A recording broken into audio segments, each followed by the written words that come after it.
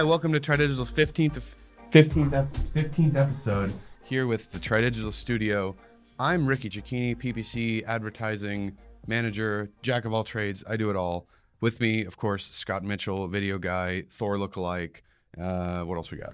Honorary PPC member, I think. That's it. You help out a lot. I look over your shoulder when you're looking at graphs. That's true. And I'm very intrigued by how they function. I mean, I wasn't going to say it. All right, so we're talking about, what are we doing? We're talking about how to decide, how to know when you know if PPC is right for your business. Sure. Okay, PPC. That's First off, what is that? Start off with my qualifications. That's a really good question that you had there. But what is PPC, Ricky? Well, hold on, Scott. Okay. Why should you listen to a dude like me when I talk about PPC? Well, that's a good question. Here we go. Laurels. Specifically because we're dragging on for too long. Okay, let's try that again. Let's try a tight little intro. There's a lot of goofs. It's a tight, that's way too fast paced for the potential audience. That's true. They're not going to keep up with that shit. Okay, let's do it. Okay. Hi, welcome to the podcast number 15 of TRIdigital. The tripod. Fuck. Okay, one more time. Hi, welcome to the podcast. This is our 15th episode. With me is Scott Mitchell, of course, video lord, PPC assistant from time to time. I prefer PPC Squire. Of course. And me is not pronounced meme. It's what?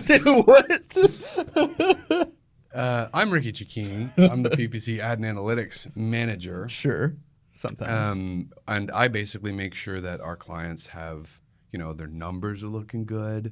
They got good graphs going. Yeah, you're kind of like the graph man, I think. I think so. Do you think you'd look at the most graphs? Out of all the people in the building, that's probably fair to say. Wow. Yeah. That's really impressive. And that's why this podcast is really important, because I'm here to try to tell our faithful audience if pay-per-click stuff is right for them. Pay-per-click. PPC. That's it. All right. So how do we answer that question? Where do you start when you're trying to figure out, is my business ready for this big wide world? Well, this sheet I'm glancing at that has all our talking points. It starts off with that. And actually, I would say it's a good question, because a lot of times we get a lot of clients that say we want to do PPC, and it's really important to, prior to doing anything, before you start picking up, Google Analytics and AdWords, all that kind of stuff that goes into it, those tutorials, you really want to start off with some keyword research. And I say that because most people don't realize just how expensive it is to be competitive in the PPC market, right? Okay, so keywords. Let's go to the very basic. It's the name of the game. And really, if you think about it in its most basic aspect, regardless of whether you're doing pay-per-click stuff, because there's lots of platforms, right? Most people are familiar with Google pay-per-click. Sure. But there's LinkedIn, there's Bing, there's Yahoo, there's even Yahoo.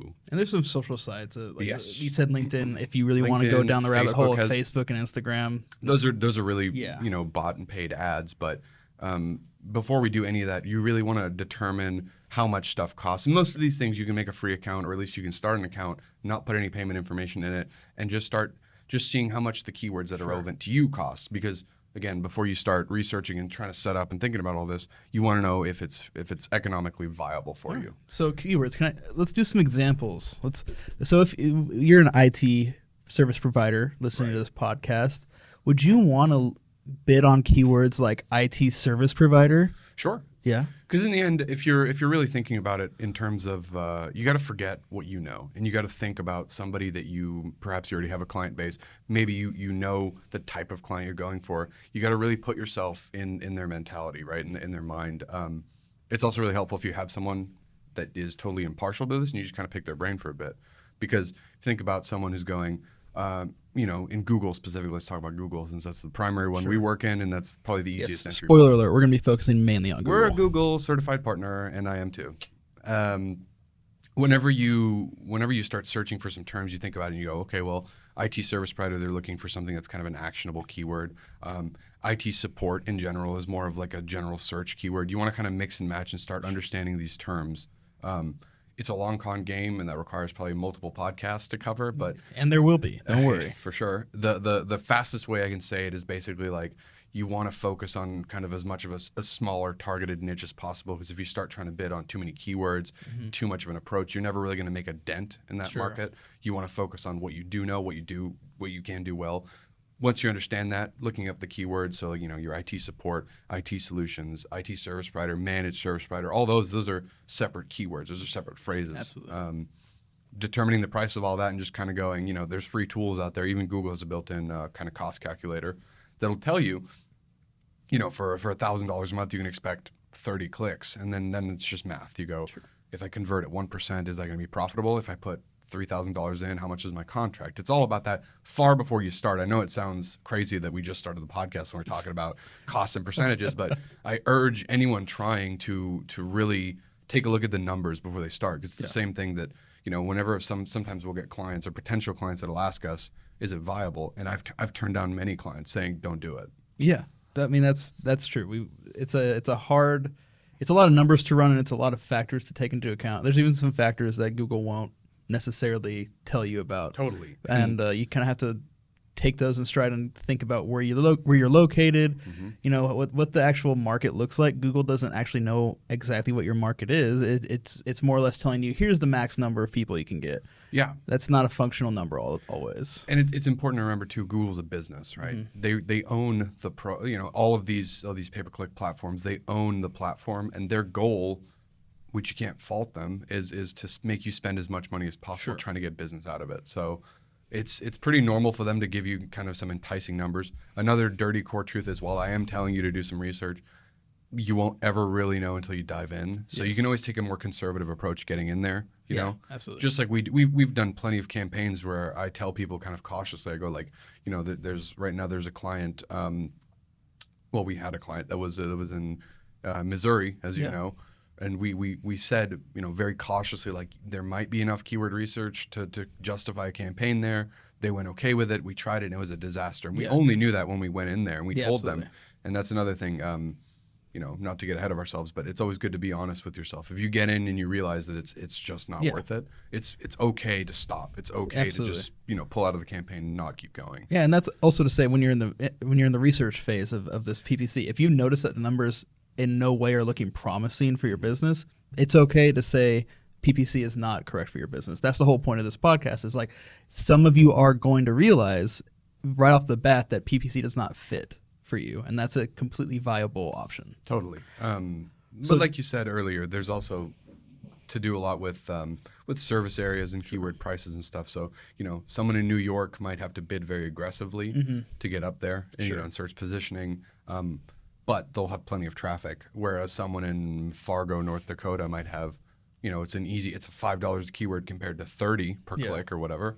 And there's no competition. You get to the top right away, but if there's nobody searching, then there's no point. There's no money being made. Right. So I guess, and for full transparency, we're following a sheet that hopefully helps you kind of understand the questions that most people ask in order of the questions they ask. So literally, I'm going to be honest here and just say, like, one of the questions is, what type of leads does it generate, right? Yeah, I think that's a very important part of PPC. Sure, because most people, whenever they kind of start these organic marketing efforts, you kind of think about there's kind of a big three of marketing efforts. So you got your SEO, your search engine optimization, that's your organic rankings and stuff.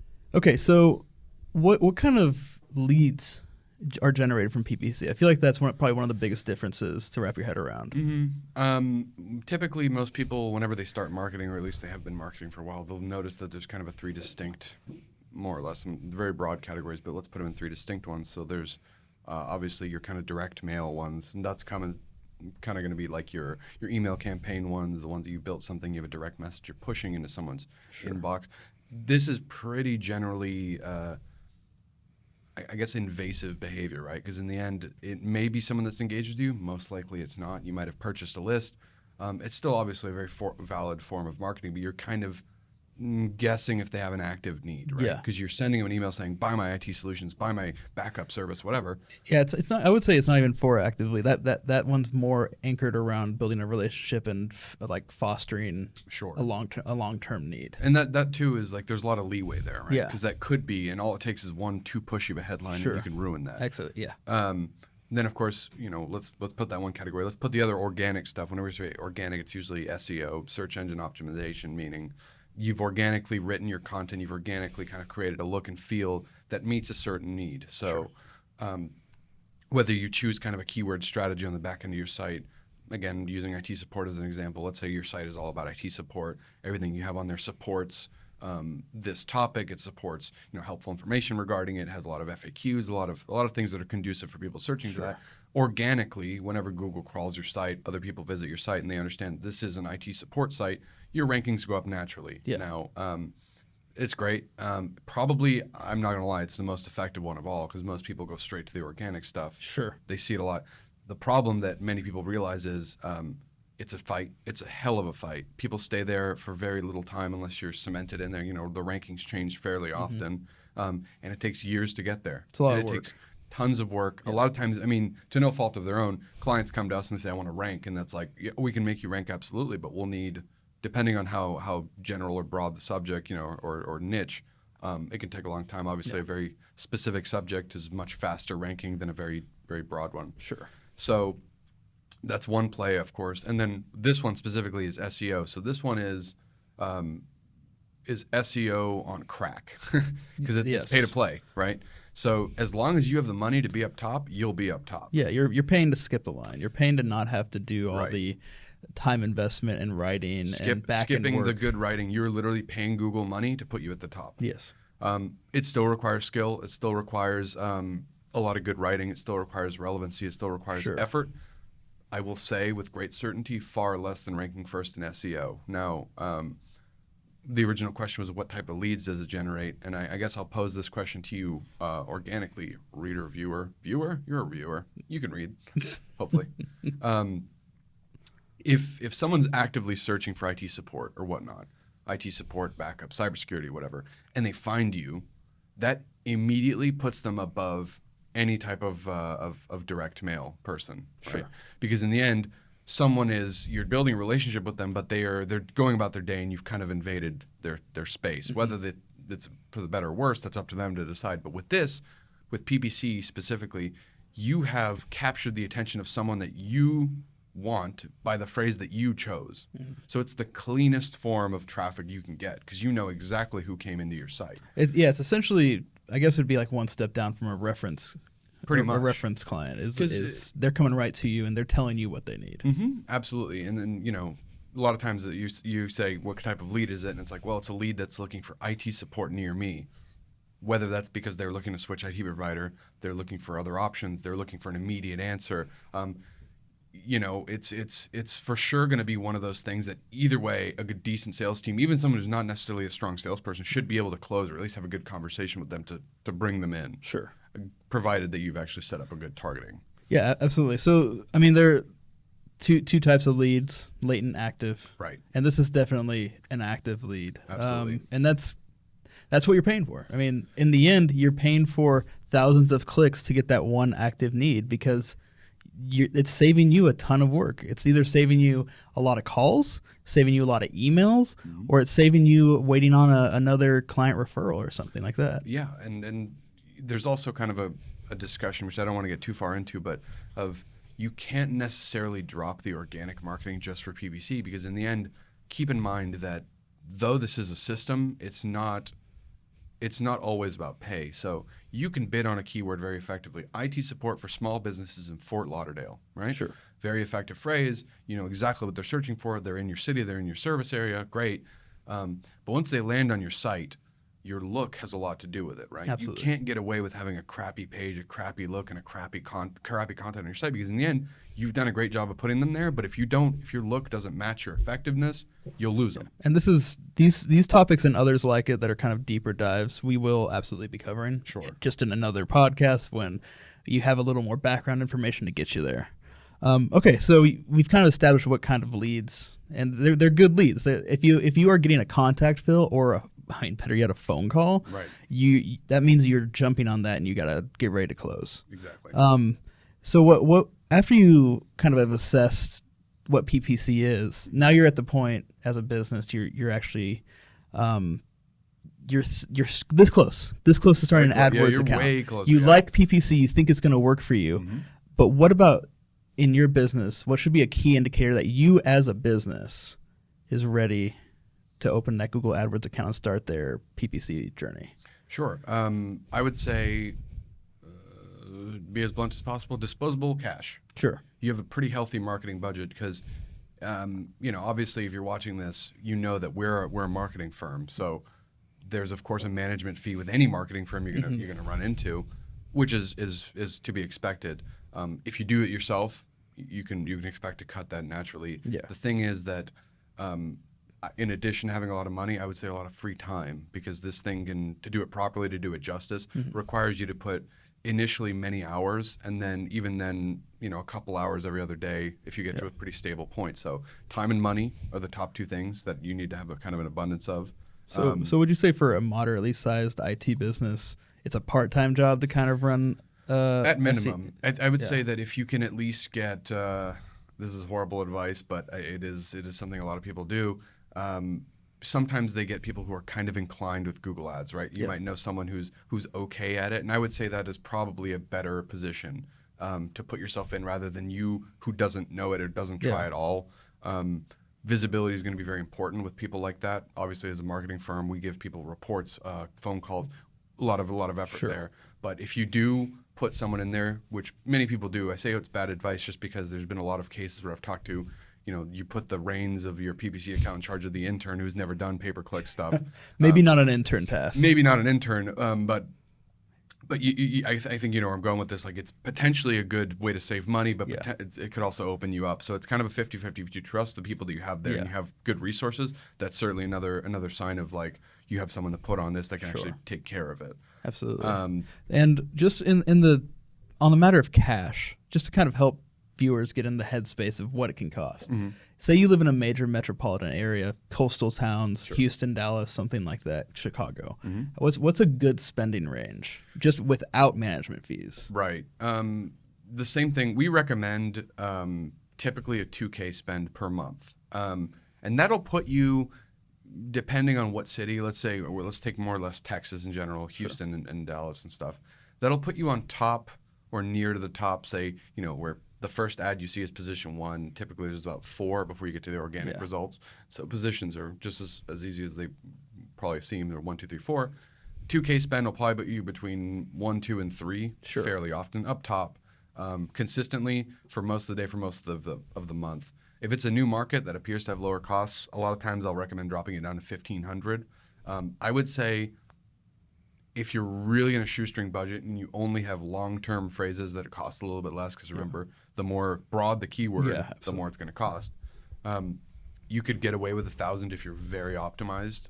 But I would say that if you have less than $1,000 a month to spend in our channel, IT, even if it's a weird solution, if it's kind of like, if you only do a campaign on Office 365 migrations, you can drop it down a little bit more. This is where you kind of have to play with keyword prices. So I would say $1,000 at the very low end. $2,000 is a very good mid-range spending point that we found that works a lot. That gives us a good play. Lets us, helps you get the data. Totally. And I would say, like, in major areas like New York, expect to spend somewhere around $3,000, $3,500 or so to remain competitive. There's also a lot of metrics that you're going to want to watch out for, but I know we're probably going to talk about that in a little bit.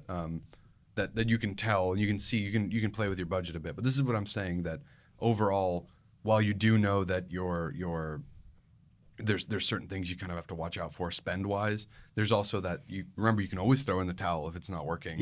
But also, conversely, you have to give it a bit of time, because you can't just cut it off after a month. Right? So let's talk about that. Let's talk about what are some, like, reasonable expectations in terms of reassessment, hitting goals, things like that. What should be an average time span that you let your PPC campaign rest before you tweak it? Sure. The thing that I think I bring the most value to this video in general is that, the team at TRIdigital only does IT channel pay-per-click marketing, right? And it's not going to be the same if you're watching this video by chance to learn about PPC. It's generally the same stuff, but in terms of timelines, this is very specific to IT. I've found that the most effective kind of reassessment timeline is 2 weeks for any account level change. That's where you can kind of assess if a keyword's working out, if an ad group's doing well, if an ad is doing well in general. And then about a month before you can kind of make some bigger calls. So bigger calls being, do I want to turn this keyword off? Has this gotten some bad search terms? Do I want to start expanding? So 2 weeks for a light look, 1 month for a good look. I would say overall, you don't want to run your initial PPC run for any less than 3 months, because the first month, which is a lot of times the most it's the most depressing month for most people because they expect to they turn on hit the ground budget, running, yeah. boom, all of a sudden lead. It can happen. It most likely won't because there's a lot of cleanup to do with the account. You got to make sure the search terms are right, the keywords are right, you're bidding properly. Getting that phase, like I said, if you have 2 weeks to assess and 1 month to really assess, it's hard to hit it, to nail it immediately. And this is where also if you're doing it in-house, that timeline might be even further extended. Absolutely. Because you're not going to be nailing down probably not going to be nailing down keywords as quickly. You're not going to be as aware of switches you need to make unless you go out and expressly hire an on-staff PPC professional. Right. That's where having a PPC management company do your PPC for you is really beneficial because they can initially help you get the ground running better. They can keep up with it better. They can tweak it better. They're more on top of it than you or one person could ever really be. I would say that the biggest value that TRIdigital specifically, but this I'm sure applies to any pay-per-click firm that does this for IT, is that we have a master negative list. So I have a list of hundreds of words that I know are not likely to convert that I can add into your account and make sure that you can already omit a bunch of trash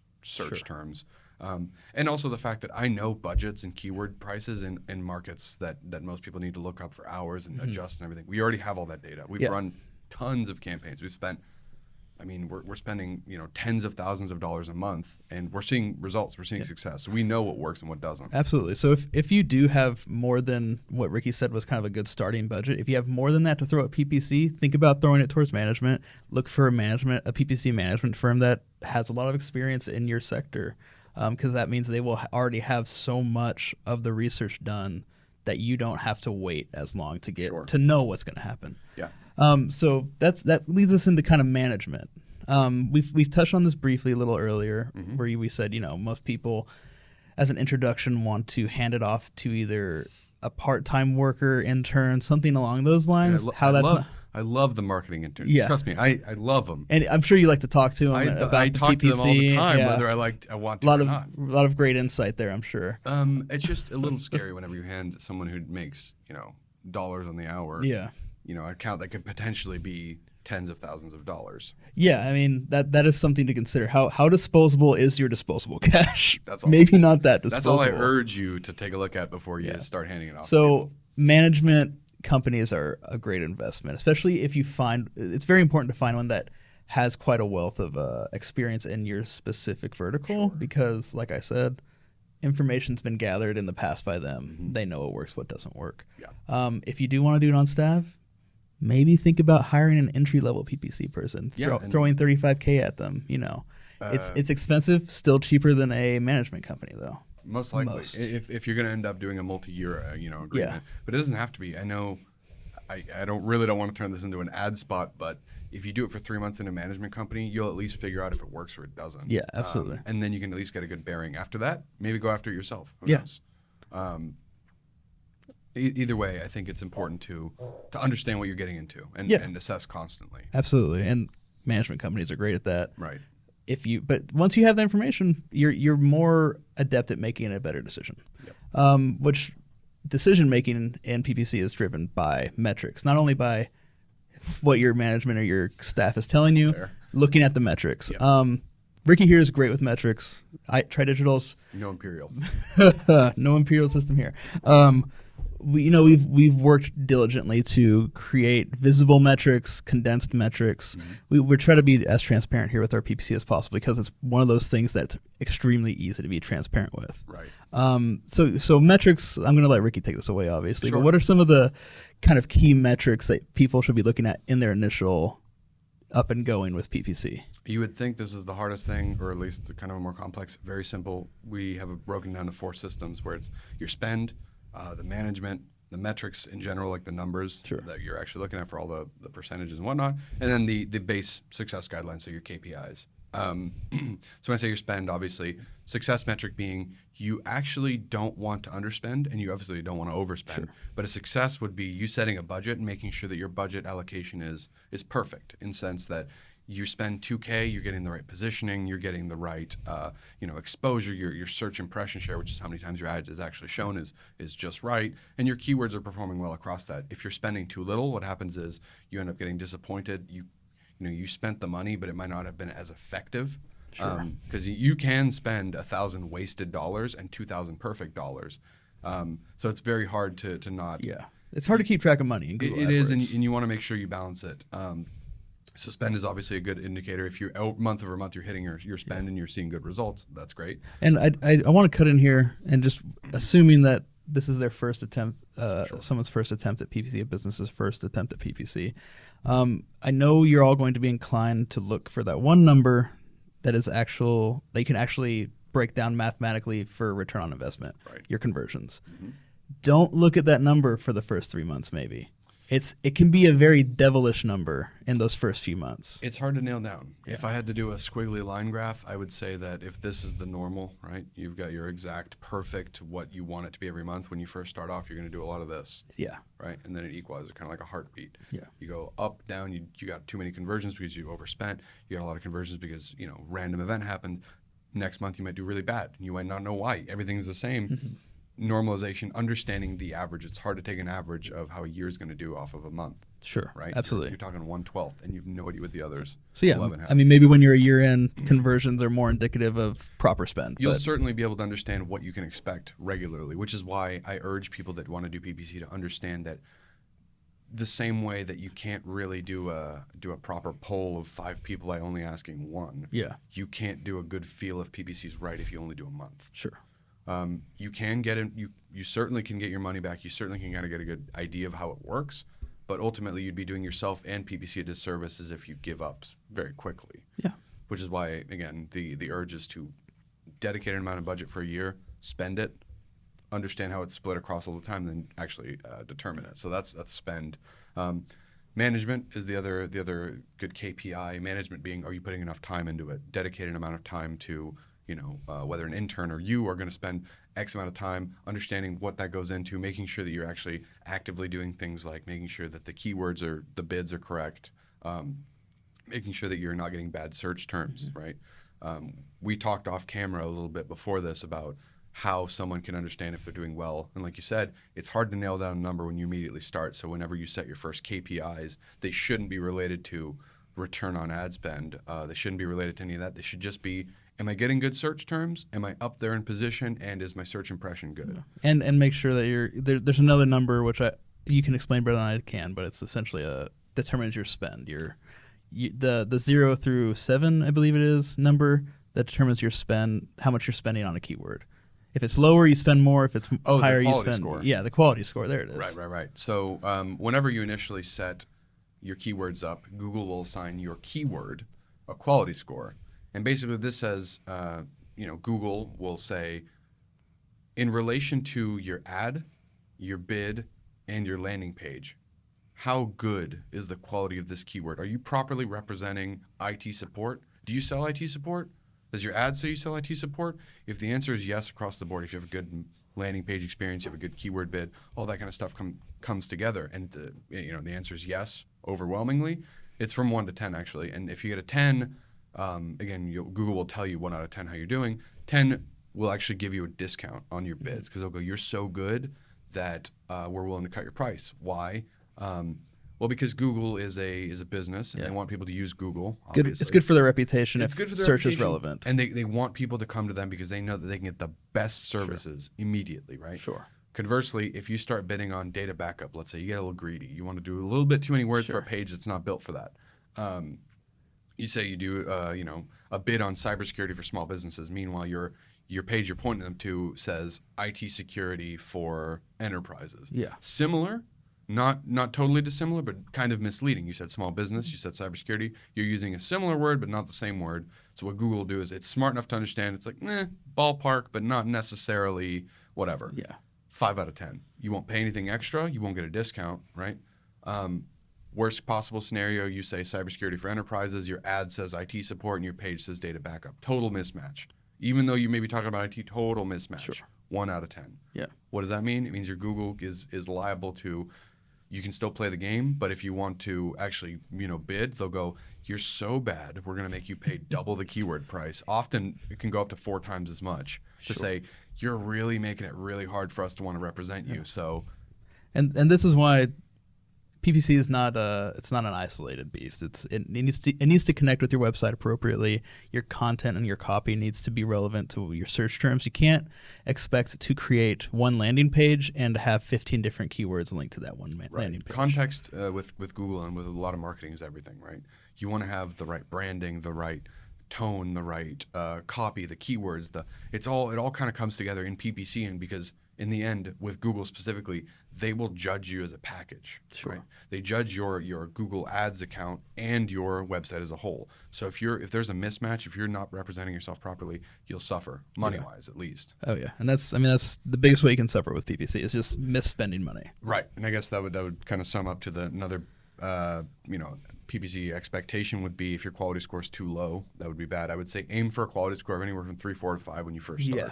That's a good starting area. 3 is you're a little rough around the edges, but it's not going to hurt you. 5 is probably pretty ideal for people that are just starting. I mean, that's a good start. If you're nailing it, I would say in the coming month 2, 3, 4, start trying to, once you got a good grip, start modifying your ads, start modifying your page, make it a living thing, make it try to get your 6s, your 7s. Hard to get 10s in this industry unless you're only doing an IT support page to an IT support. Add IT support keyword in just one channel, which is very difficult. limiting. But it is doable if you really, really try. Sure. And I mean, I don't know if there's any other metrics that I would recommend to someone just starting out in PPC. Just starting out, I don't want to confuse anyone, because really that's what you should start off with. Yeah. So there's plenty of other stuff. Trust me. That's why the research and understanding PPC is important. But for starting off, you don't want to get overwhelmed. So for the first 3 months of your PPC kind of endeavor, these are great ground setting rules for you. Absolutely. So let's say that they're having success with PPC. Mm-hmm. These businesses are actually already getting conversions on their second month. Their ads are doing what they want. There's basically the last part of PPC, which isn't technically PPC, but it's kind of the handoff point of PPC. Sales. Right. What kind of sales skills are better suited toward a PPC lead? Great question. Thinking about it logically, you may have come to this conclusion yourself if you really think about who's coming to your site. But the people that are contacting you have contacted you, again, we've said it earlier, because they searched a specific phrase, right? They searched a specific phrase, they got to your page, they know you because they searched the phrase and they got there. So chances are you're only going to get 2 types of people. You're only going to get someone who is looking for a service because theirs is on fire, right? Sure. I need IT support because my server's on fire. Enter, you're there, boom, click. I want IT support because my server's on fire. Is the form fill. You go, you give them a price, you do everything, works out. Or B, they have an IT support provider. They're tired of them, whether they're growing, they did a bad job, whatever, and it just turns into kind of a pricing game. A lot of people, what they'll do is they'll click all these different ads and they'll go, give me a price, give me a price, give me a price, give me a price. So the best salesperson that you can put fielding these PPC forms, fielding these PPC calls, is the one that is best at overcoming objections. Most of these people are going to be asking you why you, right? Sure. They're going to go, I know I Googled you. You're at the top. That's really impressive. The ones that just want to buy, easy. You don't need any. You could do it if you're not even a salesperson, right? Anybody could do it. But the ones that are going to be like, you're at the top, so you're good enough for me to ask for a bid, but what makes you different? You better have someone there that can give a good value proposition and everything up front. I mean, so in short, you want to put your closer on it, right? To be kind of tongue in cheek about it. You want to put the person that really does convert in the back end of a sales engagement, because essentially, like we said, it's not just with Google that you're skipping the line, it's the sales process that you are skipping the line. The relationship part's still important, but ultimately the way the PPC works is you build the relationship during or after. Exactly. Yeah, they come to you. It's going to be, most of the time, it's a lot of break fix work. It's a lot of people saying, my server is on fire, can you help? And you go, yeah, I'd love to. I'm blah blah blah blah. Maybe not even that. Maybe going, I'll be there in 10 minutes. Yeah, here's a price, and that's good enough. A handshake, and you say, hey, by the way, we're this. Glad you found us. Maybe we can talk about other stuff, and going from there. Yeah, great. Okay, so that's kind of the front to back overview of PPC. Yep. But what we do want to kind of leave you off with is kind of this I guess you'd call it a triangulation point of three key ideas: sales, marketing, and PPC, because they're all extremely closely related. They're all it's essentially a chain. I guess a chain is better than a triangle. You start with your marketing, leads you to your PPC, hands off to your sales. Mm-hmm. What we want to say about this is that your PPC, we've talked about a marketing plan. Your PPC needs to be part of that. You need to determine if PPC is a part of that, and it needs to be treated in the same light, which means all the things we talked about, your voice, your identity, your branding, your people, the way your services, the way you approach those services, the way you deliver those services. It's all needs to be translated to PPC, and that's usually done in the landing page itself. Like we talked about, you not only want to be hitting those quality scores, you want to be injecting just a slight bit of who you are. Give yourself a little bit of identity. Mind you, your landing pages need to be pretty condensed. They need to be relatively short compared to most other copy. And good loading speeds. Yes. That does affect that is very important. And they usually, up at the top, you want to have a form filled just for efficiency's sake. But that doesn't mean there's no space to kind of put in, even if it's just photos of your staff, real people, that's how that helps. So don't try and isolate PPC. Don't try and say, I just need PPC, because you need marketing to get you to PPC to make PPC effective, and then you need your sales to actually shovel up shovel up those leads and throw them into the furnace that keeps your business running. I would say that's very fair. Yeah. Okay. Well, I mean, as long as you don't have anything that you think we skipped over, you'd like to add in this.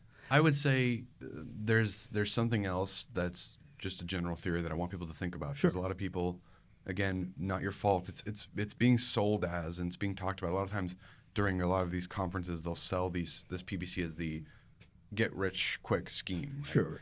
Can be. We've talked about that, but I want to point that back to our latent active need. You certainly can, and you will get people that say my server's on fire and everything, right? So those will fill out the form and they won't care. They won't read much. They'll just go name, brand, does this thing. Boom, form filled. Perfect. Right? But there's also, I want people to understand that there's most people don't act like that, right? Yeah. Most people that actually want to build a relationship, because a lot of people are looking for a managed deal, right? Break fix is fine, but ultimately a managed would be better, right? A recurring revenue. That's the dream. So with a recurring revenue, you have to understand that whenever you build out your PPC page and you introduce them, you're introducing their first touch to your brand, which makes that page all the more important. You want to have plenty of resources. You want to have plenty of your face. You want to have your about easy and ready for them to jump in, because yes, you're getting the people with the stuff on fire, but you also want to get people a very good impression of your site. Yeah. So that's, I guess my final call is make sure that it's not all about this optimization for keywords. And if your quality score has to take a hit from 9 to 10, or I'm sorry, from 10 to 9 or 10 to 5 because you had to add some pictures or whatever, play with it. Yeah. Understand if it's worth it for the longer converting people. Exactly. And make sure it's easy to get off of your landing page to other pages on your website. Yes. Because most people, if they aren't ready to fill that form out, that's what they're going to do. And none of this is right or wrong. It's just, it comes down to, what do you want? Yeah. Do you not want to waste your time with building a relationship? Take out the nav bar at the top, just have the PPC page, boom, they're stuck in there. Something we've done before. Sure. Other people, other clients have a different mentality. They say, I'm fine with waiting. I have the money to do this. I want more net new people searching for the right things. Make them escape from your page. Literally build the page so it's just another entry, another home page functionally. Yeah. All right. I think that's a good intro to PPC. Cool. What do you think? Yeah. Let us know in the comments, Nothing? I guess. Oh, no. No, okay. There's comments. They can let us know. Okay, comment on it. Let us know what you think. What if PPC topics? Where'd it go? Oh, God, your hair. Where'd it go? I don't know. I had a voice call. So if you want to know anything more about what we talked about today, let us know in the comments. If there's other marketing topics that you feel like we could help you with, let us know in the comments again. Please. Hit the bell to subscribe. Like that bell, hit the button, divorce your wife. You like the page, like Ricky's bald head. Like my head. And, just hit all the buttons you see on the page. Every single one. Yep. I think that's right. That's it. Okay. Tune in next time, because there will be more of these. Thanks. Tune in next time. Tuna next time. Tuna next time. Tuna sandwich.